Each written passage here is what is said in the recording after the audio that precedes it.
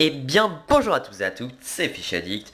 Et aujourd'hui on se retrouve pour une petite vidéo, que dis-je, pour une grosse vidéo, oui, sur la pêche du brochet en lac alpin, c'est-à-dire le lac Léman, lac d'Annecy, le lac du Bourget, ou encore le lac d'Aiguebelette. Mais ce tuto s'adapte à tous les endroits où vous pouvez pêcher donc le brochet au leurre, hein, tu précises, oui, c'est sûr que voilà. Et je vais vous faire une série de tutos qui j'espère sont ultra efficaces lors de vos sorties. Donc voilà, maintenant on va rentrer dans le vif du sujet. Donc je vais commencer par vous parler du corps de ligne et du bas de ligne. On va aussi aborder le thème des agrafes et des nœuds. Donc pour pêcher le brochet au leurre. Donc là c'est ma petite casting. Je sais pas si j'avais eu le temps de vous la présenter. C'est vrai que j'ai pas fait beaucoup de vidéos sur l'Agdancy. Bref, donc une petite casting Sakura Sportisme Neo, très bonne canne. Qui vaut dans les 120 euros, mais c'est 10,60, mais honnêtement ça tient vraiment la route, ça fait du 10-100 à l'aise. Voilà, un leurre comme ça tient sans problème sur une canne pareille. Et mon petit moulinet, un moulin qui est très très bonne qualité aussi, c'est le Revo STX qui doit lui tourner autour de 240 euros. Donc voilà, donc là vous voyez mon corps de ligne et mon bas de ligne que vous voyez dessus, c'est le résultat final que ça va donner. Et c'est un des meilleurs montages, il me semble, pour pêcher sur les lacs alpins, et même je dirais pour pêcher n'importe où. C'est le top de la discrétion en fait, c'est ça qui va changer. Si je vous présentais plus de discrétion pour le poisson, parce que le lac d'Annecy c'est un des lacs les plus purs d'Europe, et la discrétion, si elle n'est pas de mise, vos parties risquent d'être un peu moins réussies, voire beaucoup moins réussies. Alors, on va commencer par la tresse. Alors moi j'utilise la tresse, hop, de la tresse Power Pro en 15 centièmes. Cette tresse doit coûter dans les 35 euros je crois, 30 euros, voilà, quelque chose comme ça. Et donc voilà, donc vous pouvez prendre la taille au-dessus aussi, 18 centièmes, je crois c'est 18 ou 17 il me semble. Mais le 15 ça va très bien, franchement il n'y a pas besoin de plus. Et après ça va vous faire des plus gros nœuds forcément qui vont passer dans les anneaux. Donc autant faire, je préfère faire avec du 15 centièmes. Donc voilà, ici pour vous montrer, j'ai ma tresse en 15 centièmes, donc c'est celle de cette bobine. Et ensuite, voilà, donc on va rentrer vraiment dans le vif du sujet. La plupart des personnes mettent un bas de ligne en fluorocarbone d'une certaine longueur, en général le double de la canne, 4 mètres il me semble. Et sauf qu'ils raccordent directement le fluoro à la tresse. Sauf que après au niveau animation leurre et ramener, ça va pas être forcément super. Et même sur le lac d'Annecy, ce qui est surtout problématique, c'est qu'on a besoin d'assez gros fluoro. Encore moi ça va, je pêche avec du 62. Avant je pêchais avec du 74, des trucs comme ça. Mais après ça risque de faire un très gros nœud et qui va difficilement déjà passer dans le guide fil. Et dans les derniers anneaux, voilà. Pour ce faire, pour éviter ça, on va prendre une pointe de discrétion, c'est ce qu'on appelle, c'est-à-dire du fluoro qui est bien moins gros. Moi pour le coup je mets du 34 centièmes, vous pouvez mettre du 30 jusqu'à du 40. Donc voilà, ça j'utilise comme pointe de discrétion. C'est du Berkeley Super Strong Triline, c'est marqué en gros, hein, je suis bête. Voilà, ça doit tourner dans les 12 euros, c'est vrai que c'est assez cher. Et donc, vous placez ça sur 5 ou 6 mètres. Vous avez le choix entre ça, ou si vous n'avez pas trop les moyens, vous pouvez prendre du nylon en 25 centièmes. Forcément, ça va pas être pareil. Le fluorocarbone est bien plus discret que le nylon. Surtout que ça, il me semble... Voilà, regardez. Ultimate Invisibility, c'est-à-dire que la lumière n'est pas réfractée par le fluoro comme dans l'air. Les autres fluoros en fait vont réfléchir la lumière dans l'eau pardon. Mais sauf que là la lumière quand elle passe sur le fluorocarbone, elle va traverser le fluorocarbone et il va être tout simplement beaucoup moins visible. Donc moi je vais mettre ça, je vais vous faire l'exemple. Voilà, vous pouvez être du nylon aussi, je vous l'ai déjà dit. Voilà, hop. On va en prendre un petit peu.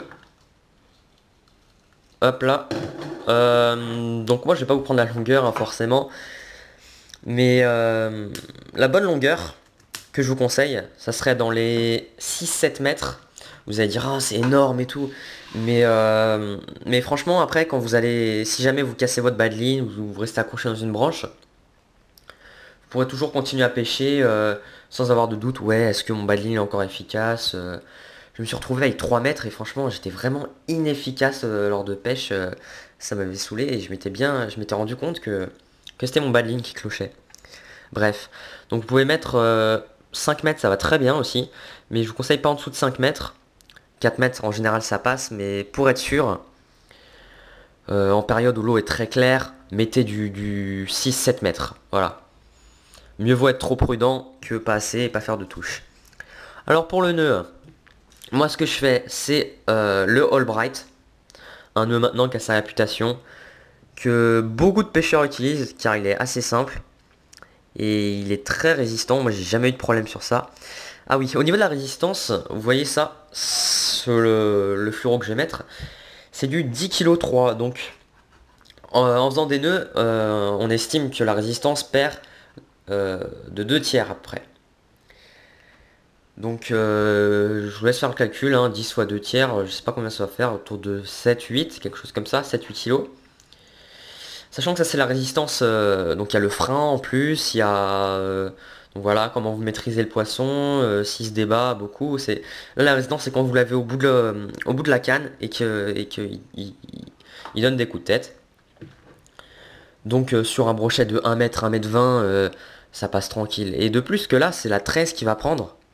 Donc niveau résistance il y a pas de souci. C'est surtout au niveau de se faire couper. C'est ça le plus problématique. Bref. On va reprendre notre nœud, donc le Allbright. Donc vous prenez votre pointe de discrétion. Voilà, vous faites une petite boucle avec. Vous donnez un petit peu de marge toujours. Vous prenez la tresse. Vous le passez bien par en dessous. Hop là. Voilà, j'ai un peu de mal parce qu'il y a la GoPro devant. Hop là. Et puis vous faites 11 tours. Moi en général je fais 11 tours. Et vous prenez garde à bien les serrer et bien les faire dans l'ordre. C'est-à-dire que même s'ils sont étalés, vous voyez comme ça, c'est pas grave. Il faut juste prendre garde à ce qu'ils soient assez bien serrés. Donc là j'en ai fait 3 déjà. Hop. 4. Hop, 5. Donc voilà, petite ellipse jusqu'à ce que j'ai fait les 10 tours parce que c'est bien important de bien les faire, bien espacer. Voilà, donc une fois que vous avez fait vos 11 tours et que le fil est bien serré, vous voyez que là, voilà, je le retends un peu. Et une fois que le fil est bien serré, vous venez repasser par au-dessus. Logiquement, vu que vous avez passé par en dessous avant, vous venez repasser par au-dessus, hop, votre tresse. Vous veillez à ce que, voilà, vous voyez, là, forcément ça va former un nœud, vous voyez. Et le pratique, ça forme pas un trop gros nœud, justement, pour passer dans les anneaux de la casting. Parce que le fluorocarbone n'est pas noué, il est tout simplement encerclé par la tresse.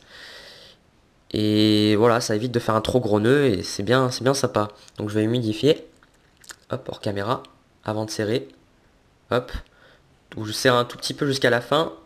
Maintenant vous resserrez la partie avec les spires pour bien les resserrer les spires. Hop, voilà.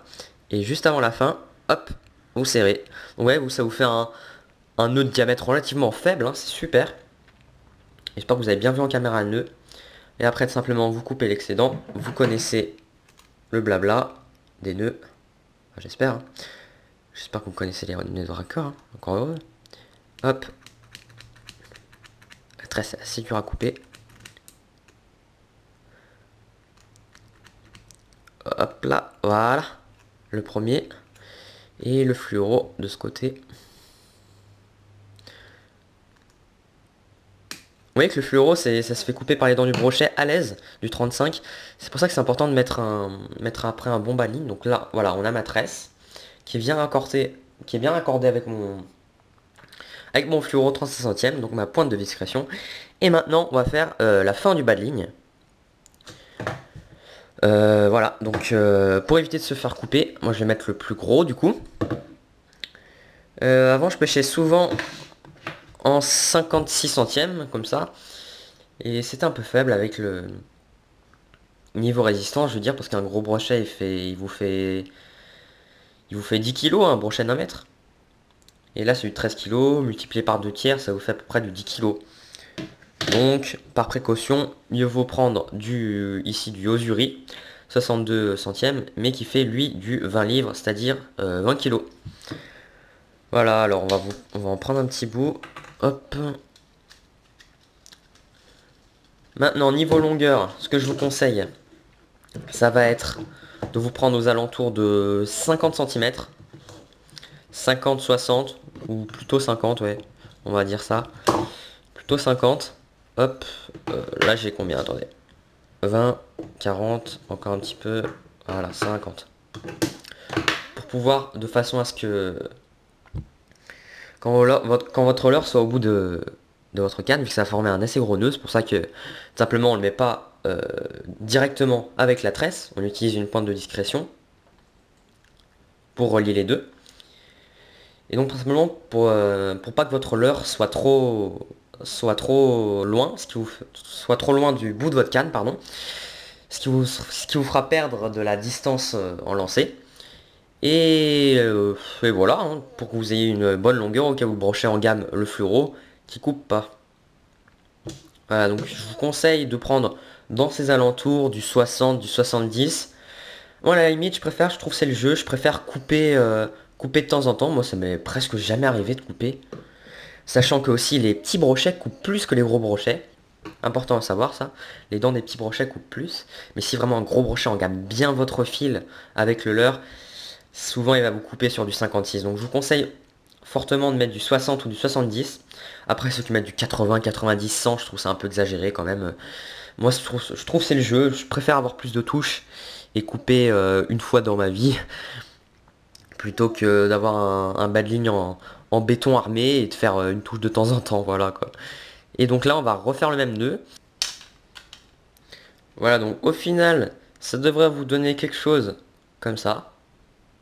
Moi je vais pas le faire avec mon fluoro parce qu'il m'en reste vraiment plus beaucoup et j'aimerais bien en garder pour montrer sur une autre canne. Excusez-moi mais bon. Après une fois qu'on sait faire le All-Bright, c'est vraiment tout simple. Par contre, j'ai oublié de préciser, prenez garde à bien resserrer les spires au fur et à mesure. Vous voyez que ça vous fait un nœud assez gros. Mais en même temps, c'est un nœud très solide et... Ouais, c'est important de mettre une pointe de discrétion pour pas que ça passe dans les anneaux et que... Déjà, ça va se coincer dans le guide feed de la casting. Et puis même, ça va pas être agréable au niveau du lancer. Donc voilà. Pour vous confirmer que tout ça marche très bien, il me semble que j'ai un petit livre... Ah voilà.